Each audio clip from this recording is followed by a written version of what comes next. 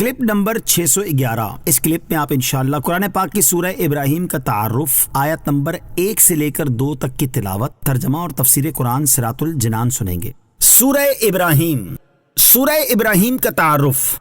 مقام نزول: سورہ ابراہیم مکہ مکرمہ میں نازل ہوئی، البتہ اس کی یہ آیت الم تر الی الذین بدلوا نعمت اللہ کفرا، اور اس کے بعد والی آیت مکہ مکرمہ میں نازل نہیں ہوئی۔ رکوع اور آیات کی تعداد: اس سورت میں 7 رکوع اور 52 آیتیں ہیں۔ ابراہیم نام رکھنے کی وجہ: اس سورت کی آیت نمبر 35 تا 41 میں حضرت ابراہیم علیہ السلام کی اطاعت الہی کے حسین واقعے اور آپ کی دعاؤں کو بیان کیا گیا ہے۔ اس مناسبت سے اس سورت کا نام سورہ ابراہیم رکھا گیا۔ سورہ ابراہیم کے مضامین: اس سورت کا مرکزی مضمون یہ ہے کہ اس میں اللہ تعالیٰ پر، اس کے رسولوں پر، مرنے کے بعد دوبارہ زندہ کیے جانے اور اعمال کی جزا ملنے پر ایمان لانے کو دلائل کے ساتھ ثابت کیا گیا، اور یہ بتایا گیا ہے کہ حقیقی معبود وہ ہے جس نے آسمانوں اور زمین کو پیدا کیا اور پوری کائنات میں اس کے علاوہ کوئی معبود نہیں ہے۔ اس کے علاوہ اس سورت میں یہ مضامین بیان کیے گئے ہیں: نمبر 1، کفار کی مذمت بیان کی گئی اور کفر کرنے پر انہیں شدید عذاب کی وعید سنائی گئی، اور مسلمانوں سے ان کے نیک اعمال کے بدلے جنت دینے کا وعدہ کیا گیا۔ نمبر 2، حضرت نوح علیہ السلام، حضرت ہود علیہ السلام، حضرت صالح علیہ السلام اور ان کے بعد والے انبیاء کرام علیہ السلام اور ان کی قوموں کے واقعات بیان کر کے تاجدار رسالت صلی اللہ علیہ وسلم کو تسلی دی گئی، اور ان قوموں پر نازل ہونے والے عذابات سے کفار مکہ کو ڈرایا گیا۔ نمبر 3، خانہ کعبہ کی تعمیر کے بعد حضرت ابراہیم علیہ السلام نے مکہ والوں کے لیے امن اور رزق کی، لوگوں کے دل خانہ کعبہ کی طرف مائل ہونے کی، اپنی اولاد کے بتوں کی پوجا سے بچنے کی، اپنی اولاد کو نماز قائم کرنے کی توفیق دینے کی، اپنے والدین اور مسلمانوں کی مغفرت کی جو دعائیں مانگی وہ بیان کی گئیں۔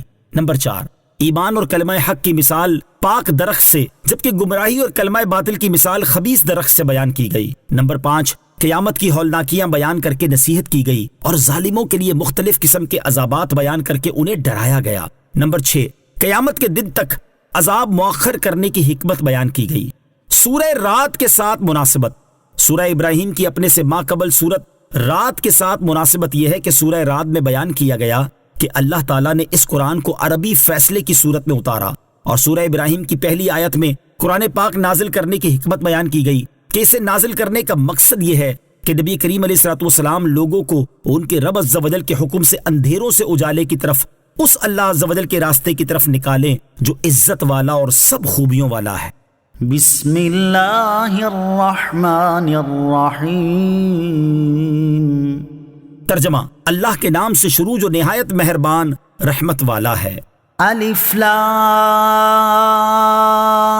را کتاب انزلناه الیک لتخرج الناس من الظلمات الی النور لتخرج الناس من الظلمات إلى النور بإذن ربهم إلى صراط العزيز الحميد۔ ترجمہ: الف لام را، یہ ایک کتاب ہے جو ہم نے تمہاری طرف نازل کی ہے تاکہ تم لوگوں کو ان کے رب کے حکم سے اندھیروں سے اجالے کی طرف، اس اللہ عز و جل کے راستے کی طرف نکالو جو عزت والا سب خوبیوں والا ہے۔ الف لام را، یہ حروف مقطعات میں سے ایک حرف ہے، اس کی مراد اللہ تعالیٰ ہی بہتر جانتا ہے۔ کتاب، یہ ایک کتاب ہے، یعنی قرآن پاک ایک کتاب ہے جو اے حبیب علیہ السلام ہم نے آپ کی طرف نازل فرمائی۔ اس کو نازل کرنے کی حکمت یہ ہے کہ آپ علیہ السلام لوگوں کو ان کے رب عز و جل کے حکم سے کفر، گمراہی اور جہالت کے اندھیروں سے ایمان کے اجالے کی طرف اور اس اللہ عز و جل کے راستے یعنی دین اسلام کی طرف لاؤ جو عزت والا سب خوبیوں والا ہے۔ دین حق کی راہ ایک ہے۔ امام فخر الدین رازی رحمت اللہ تعالی فرماتے ہیں، ظلمات کو جمع اور نور کو واحد کے صیغے سے ذکر فرمانے میں اس طرف اشارہ ہے کہ دین حق کی راہ ایک ہے اور کفر و گمراہی کے راستے کثیر ہیں۔ ایمان اور ہدایت کا نور عطا کرنے والے۔ اس آیت سے یہ بھی معلوم ہوا کہ نبی کریم علیہ السلام اللہ عز و جل کے حکم سے لوگوں کو ظلمت کفر سے نکال کر ایمان کی روشنی میں داخل کرتے ہیں۔ کوئی شخص صرف قرآن سے بغیر حضور پرنور علیہ السلام کے واسطے ہدایت نہیں پا سکتا۔ نور ہدایت کا ذریعہ صرف حضور اکرم علیہ السلام کی ذات مبارکہ ہے۔ اللہ الذی لہ ما فی السماوات وما فی الارض وویل للکافرین من عذاب شدید۔ ترجمہ: اللہ جس کی ملکیت میں ہر وہ چیز ہے جو آسمانوں میں ہے اور جو زمین میں ہے، اور کافروں کے لیے ایک سخت عذاب کی خرابی ہے۔